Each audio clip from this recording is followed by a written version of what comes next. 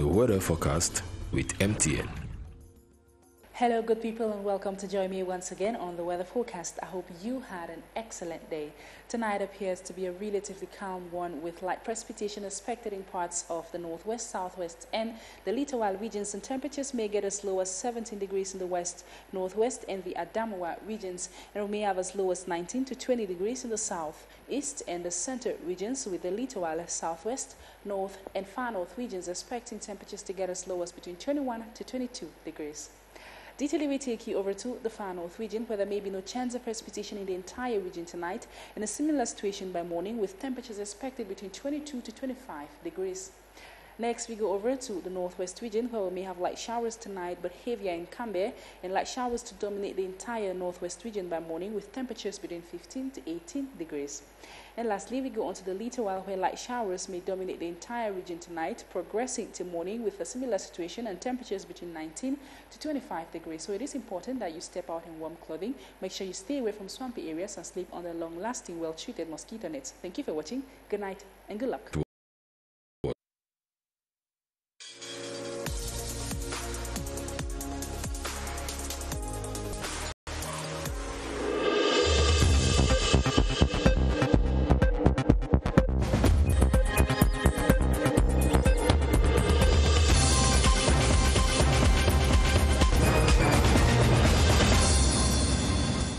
Good evening and welcome to the 7:30 news. And for the headlines, 3 persons have died and 6 others are receiving treatment after a canoe capsized in Nuda, Jugumta subdivision of the far north region because the women on board panicked after seeing a hippopotamus. And customers of an online business market, Make It Invest, are in tears, calling on government to fight for them after the business stopped paying their interest for months now. Plus, the world commemorates World Menopause Day today, and medical officials say women who have reached this cycle can still enjoy life to the fullest. So, thanks for joining us on the 7:30 news. I am Benen Bumagana in Yaoundé.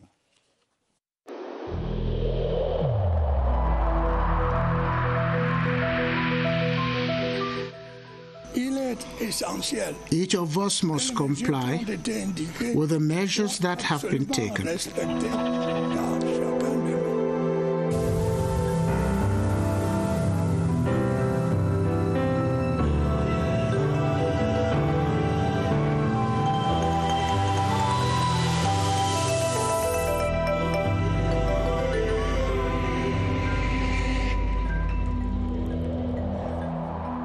Once again, good evening. 3 persons have died after a canoe capsized in Nuda village, Jugumta subdivision of the far north region. Eyewitness accounts say the canoe turned over when some of the women on board panicked after seeing a hippopotamus. Here now is the chief of Nuda village, Simon Fombrigo, on the hippopotamus attack in an excerpt selected by Gilbert Ongene Anya.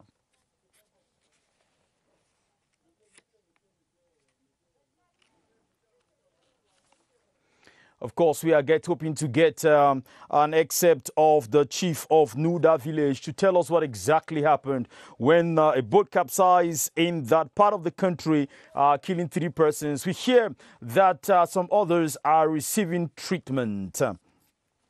We'll be getting that excerpt in this newscast. This time, the governor of the Central Region, Nasiri Paul Biam, has suspended activities of an online business structure known as Make It Invest. This follows the complaint of customers of Make It Invest that interest from their capital invested have not been paid in a long time. Ewane Pole has been following this situation clearly and now tells us what there is to understand.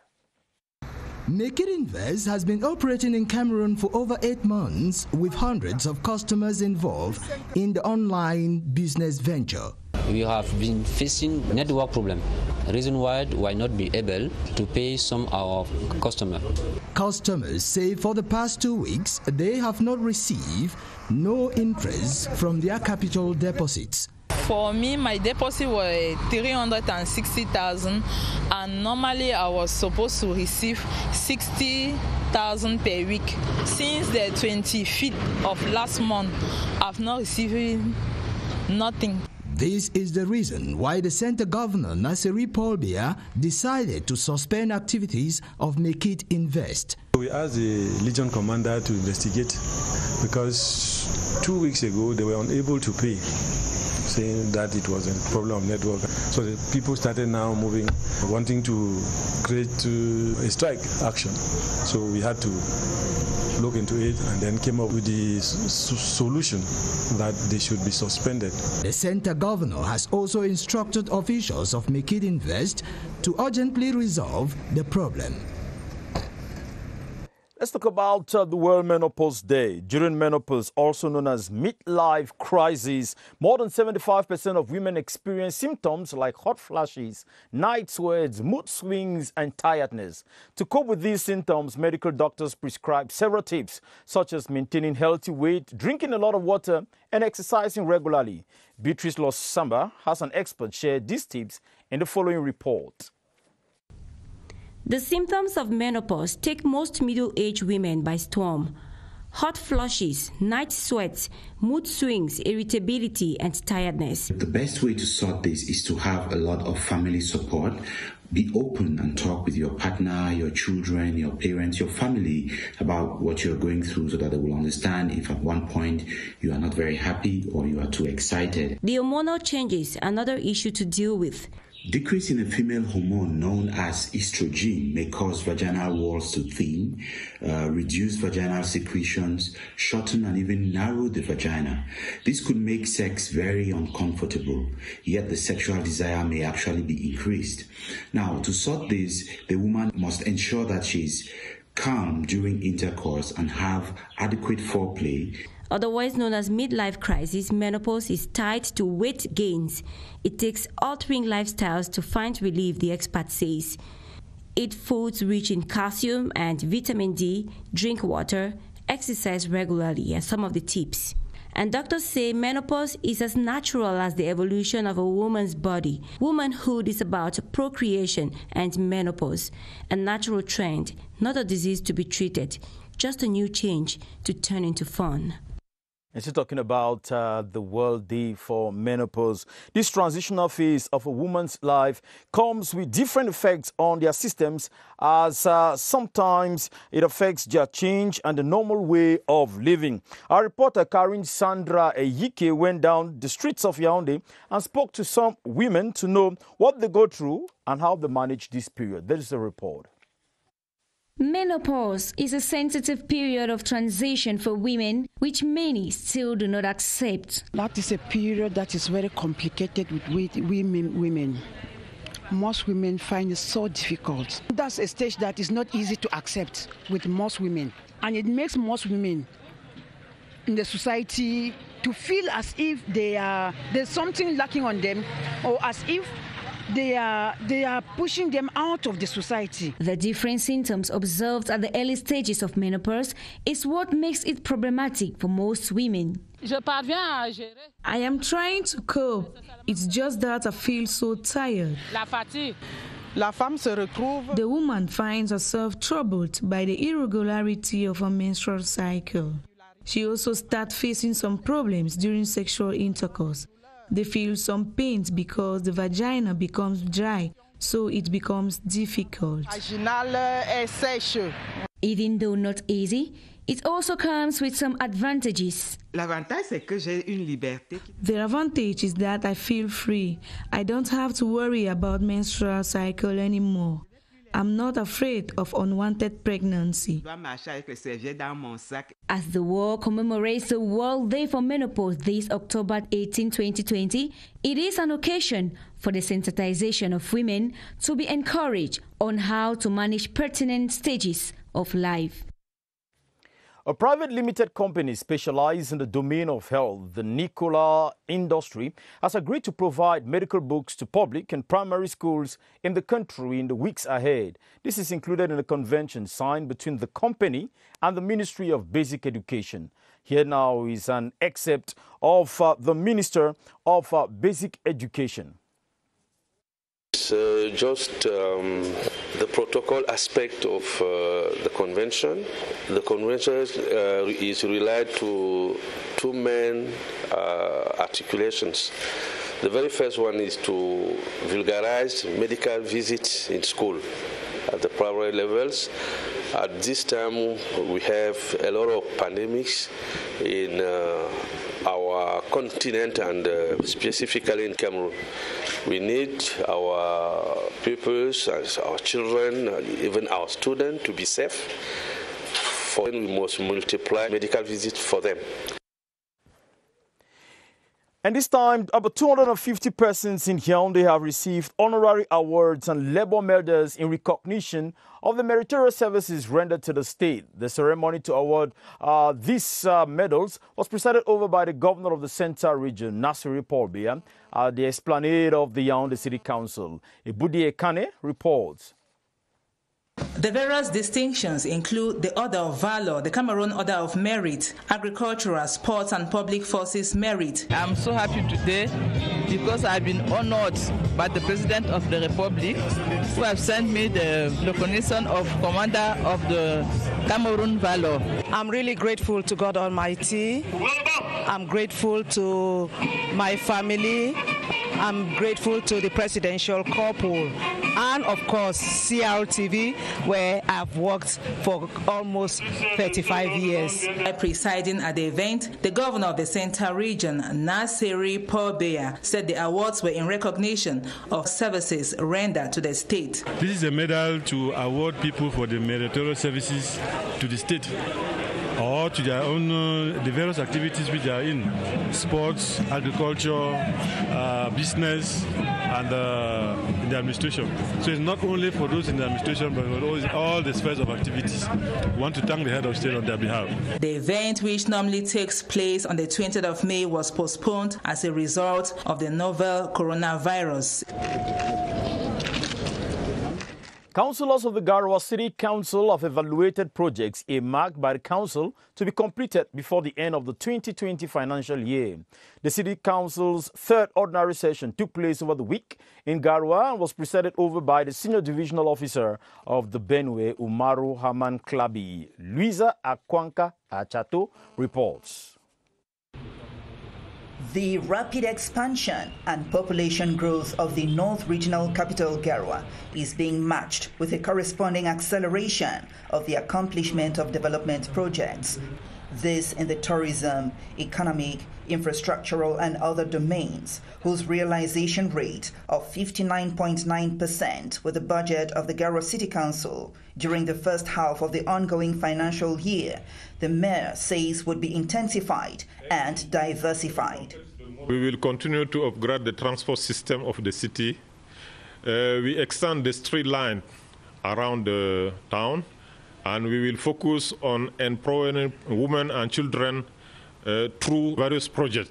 Has been able to collect 66% of its earmarked budget of over 3.75 billion CFA francs, as revealed during this third ordinary council session, examined and adopted by the town's grand councillors. This session was closely watched by Benue's Senior Divisional Officer, Umaru Haman Wabi, who prescribes conscientiousness with regard to the quality of works and respect of deadlines.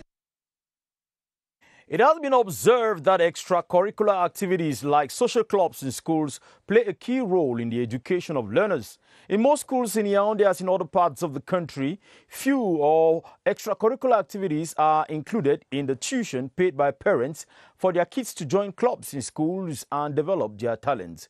Beatrice Ngum presents the importance of extracurricular activities in schools.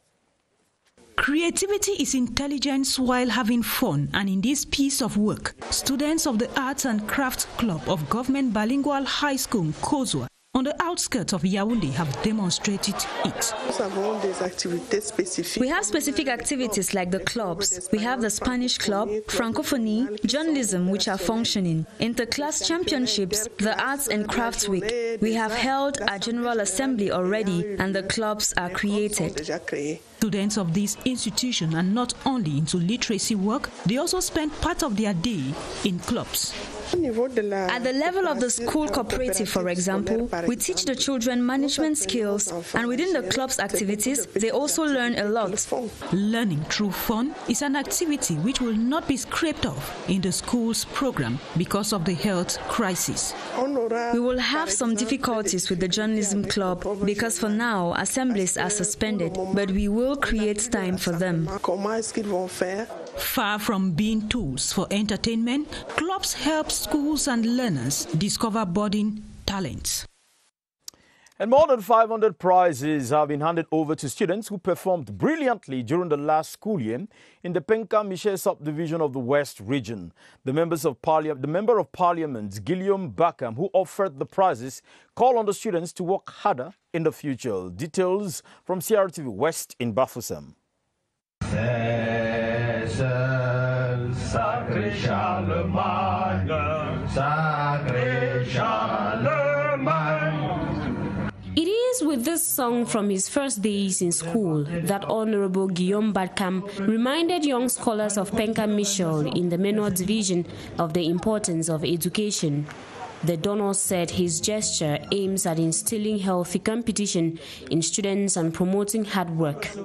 The prizes comprise didactic material, printers, and complete computer sets. The Member of Parliament thought it wise to use this occasion to encourage those who did well. The SDO, at the end of the Excellence Award ceremony, visited the Penka-Michel DO's office that has been given a facelift by Honorable Guillaume Bakam. Thank you very much, Chanceline Nanzi. Now let's get back to this story. The start of this newscast. We said 3 persons died after a canoe capsized in Nuda village, Ngere subdivision of the Far North region. Eyewitness accounts say the canoe overturned when some of the women panicked after seeing a hippopotamus. What has become a hippopotamus attack is explained in this excerpt by the chief of Nuda village. Let's listen to him.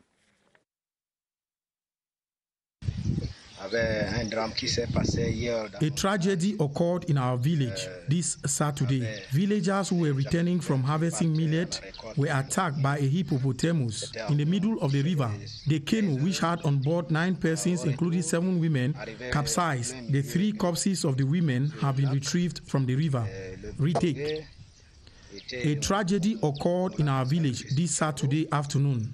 Villagers who were returning from harvesting millet were attacked by. Well, we get more of that in a subsequent newscast, and of course, with pictures of actually the situation now. The importance of the decentralization process and fundings to enhance local development was the substance of a sensitization forum dubbed Déjeuner de la Décentralisation, organized in Yaoundé.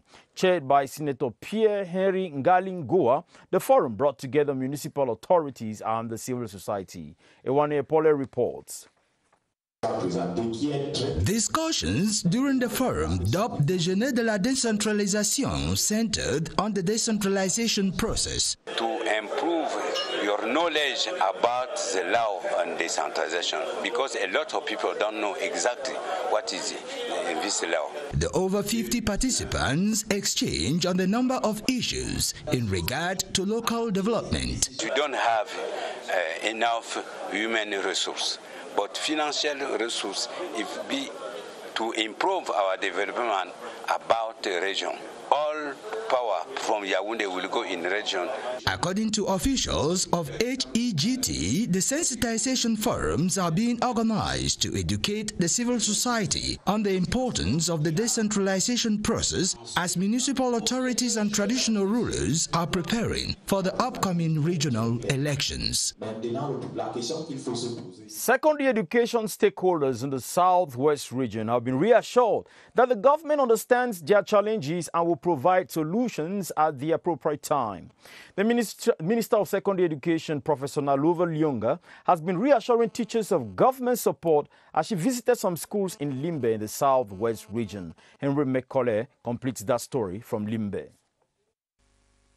Minister Nalova Lyunga, accompanied by top officials of her ministry, the governor of the Southwest region, Bernal Kalia Bilai, and the regional delegate for secondary education, Dr. Hanambua, visited GBHS Limbe, GTHS Sokolo, and GT Simpimbia. Each institution used the minister's visit to align its problems, but the problem that was really pertinent was the lack of classrooms at the Lone Technical High School at Isokolo. We have only one technical school in the urban area. You know, you can imagine that there is a problem, but at least they are trying. They are trying their best. I think they are going to overcome the problem as time goes on. Problems aside, the visit gave Minister Nalova Lyunga the opportunity to appreciate the functioning of schools in the Southwest region. I think we have not seen children and parents as enthusiastic as they are this year. Let me go back again to literal of yesterday. We went to schools and the IDPs have gone back. We found places where the classroom was empty because all the IDPs went back as soon as we opened the schools. The visit gave the minister and her entourage the opportunity to plant trees in schools and to explain to students the importance of taking care of the environment.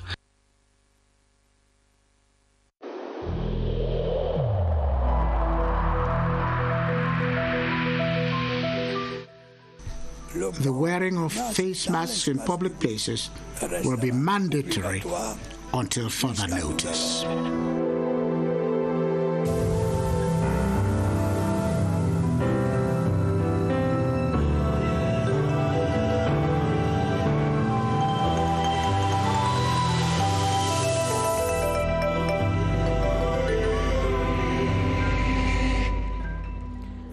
Okay, let's now talk about our fight against the coronavirus pandemic. Health officials in the West region have been working closely with the education stakeholders in the region to ensure a hitch-free COVID-19 back to school.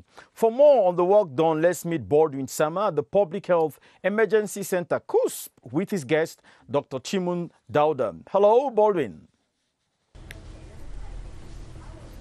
Good evening to you, Benin Bumagana. As you rightly said, we were supposed to be having our guest this evening, the West Regional Delegate for Public Health, Dr. Chimun Dauda, to give us an update as concerns the situation so far as to how the West Regional Delegation has been able to accompany the different education sectors in that part of the country to limit the spread of the virus after the start of this 2020-2021 school year. But due to some technical hitches, we have not yet been able to get in touch with the West Regional Delegate. It was supposed to be an opportunity for us to equally get to know some segments of the West region of Cameroon that have been resisting the barrier measures put in place by the government to limit the spread of this virus. Notwithstanding, we are announcing for this upcoming week some interesting topics that we shall be discussing from the Public Health Emergency Operations Center. This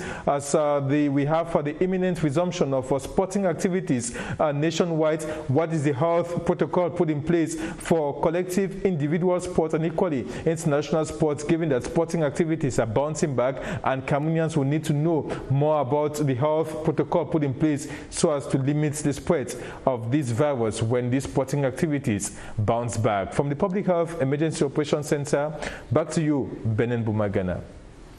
Thank you, Baldwin Sama Funkeman. Let's go over to the East region, where gold mining activities in Betare Oya has greatly affected education of pupils and students in that locality who now prefer to work with the miners than go to school. Despite all efforts put in place by the council and administrative authorities, children still prefer to dig and sell gold in order to have a livelihood. Stories like this must be told. Mati Mabu. The East region is known for its natural resources, and when the name Betare Oya is mentioned, the first thing that comes to one's mind is gold exploitation. Gold mining activities over the years has greatly impacted the environment as roads to access educational institutions are dilapidated and classrooms have been abandoned by pupils and students who prefer to hunt for gold for money. The work of the gold is a principal activity in this village. That is the reason why every child have the opportunity to go in the gold mine to work work and to have what they can pay fees. During this school resumption, like many other years before, pupils ranging between the age of 4 and above dig gold to sell in order to pay their school fees or buy their school needs. I worked in the gold mine. I got 3 matchsticks of gold. I had 9,000 francs. I gave my father 5,000 francs CFA to pay my school fees, while I used the rest to buy my school needs. Over the lycée, the same atmosphere can be observed as most students are resuming school timidly due to the gold mining activities. Nevertheless, the mayor of Betare Oya, Nicola Baba, has launched sensitization campaigns geared towards encouraging parents in Betare Oya to send their children to school. We have distributed prizes to the best students of all councils in secondary schools from Form 1 to Upper 6. Apart from this sensitization, we don't have sufficient means to convince these parents to send their children back to school. With concerted efforts between parents, administrative authorities, and the councils, the battle may be won. And then we go over to the Northwest region, where our members of parliament and elite of the region are donating school items to students and those going to schools in the Mezam division. This is a story we hear from Kilo Valerie Sala, CRTV Northwest. At the government bilingual high school Bamendankwe stands a giant structure whose construction within 3 months is near completion. It comprises, amongst other facilities, 12 classrooms intended to resolve the infrastructural challenges for an institution whose student enrollment for the new academic year has exceptionally risen to above 3,000. We realized we had overcrowding in classes, which are some of the measures which are some of the difficulties which we have discovered. And the member of parliament for Mezam Center, who offered basic school items to internally displaced students of government bilingual high schools, Bamendankwe, Baile and downtown Bamenda, promised to look into the infrastructural concerns. We've asked the project committees and the heads of these institutions to work in such that we come up with mature projects for infrastructural development. The parliamentarian has described student enrollment in schools visited as encouraging, considering the socio-political context. Youths of Ezeka in the Nyong and Kele division of the Central region have been encouraged to shun violence, hate speech, tribalism, and rather preach and practice peace, tolerance, and unity. This was a call from the National Coordinator of Young Patriots for Paul Biya, Steve Michael Aka, as he installed members of the Bureau of Nyong and Kele division of Japabi. Gilbert Ongene Anya has details. This Japabi outing in Ezeka in the Nyong and Kele division is a continuation of a nationwide caravan to preach peace and national unity and reconciliation in Cameroon. We want them to preserve the peace, to secure the peace, and to stay in peace, because without peace they cannot be free. After holding educative and sensitization talks with the youths at the CPDM Ezeka Party House, the national coordinator of the movement proceeded with the installation of the Divisional Bureau of Japabi.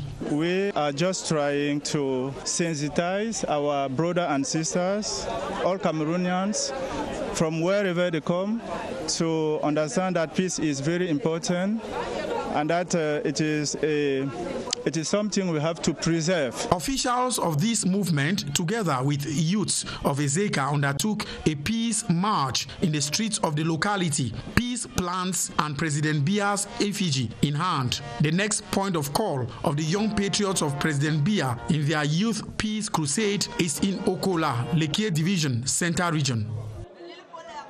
The Catholic Church in Douala has said prayers for the life of His Eminence, Christian Cardinal TUMI, as he turned 90 this October. The Apostolic Nuncio to Cameroon, His Grace Julio Morat, Equatorial Guinea, joined the Archbishop of Douala, Monseigneur Samuel Cleda, to say a Mass at the St. Peter and Paul Cathedral in honor of the Cardinal. Gladys Atemba Chuma Banla reports.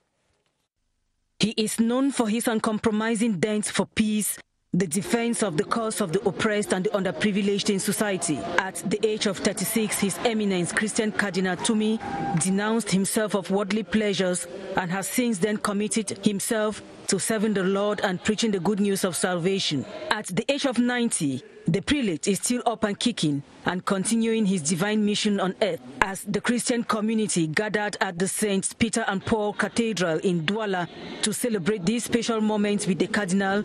All they could wish him was good health and long life. We must give thanks for the grace of the number of days that God has accorded His Eminence. It was almost the Archdiocese that was in difficulties, financial difficulties and pastoral difficulties, and he committed a lot of effort in building and modernizing the Archdiocese to be what it is today. It created so many parishes and it created so many structures, hospitals and schools, and the macacos, the printing press, that are today sources of revenue for the Archdiocese. On the occasion of the 90th anniversary, the Archbishop, His Grace Samuel Kleda, offered a brand new vehicle to Cardinal TUMI on behalf of the Christian community. The prelate used the opportunity to thank everybody, especially the Archbishop, who surprised him with the anniversary celebration. An emblematic Cameroonian military officer, Colonel Paul Claude Boutouli, is dead. Colonel Boutouli passed away yesterday in Yaoundé at the age of 84 years after an illness. Kylian Difon tells us more about Colonel Boutouli.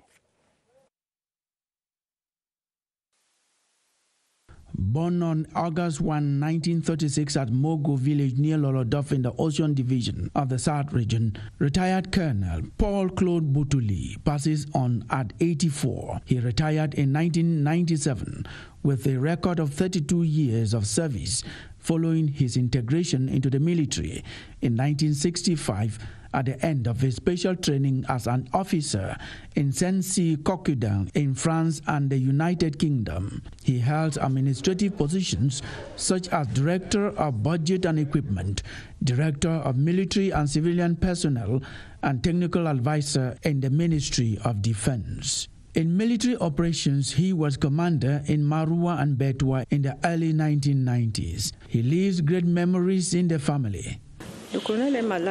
He has been sick for about 2 years and got paralyzed. With age, he had respiratory problems and hypertension. He was a respectable family head. In the 1970s, the whole family was proud of him when we watched him during the National Day celebration lead the military parade at the 20th May Boulevard. Colonel Paul Claude Boutouli has also left behind a large family to mourn him. May soul rest in perfect peace. We've come to the end of this edition of the newscast. Thanks very much for watching. Well, Atabadin Omar will be here at 8:30 for another edition, this time in French. Good night. God bless you.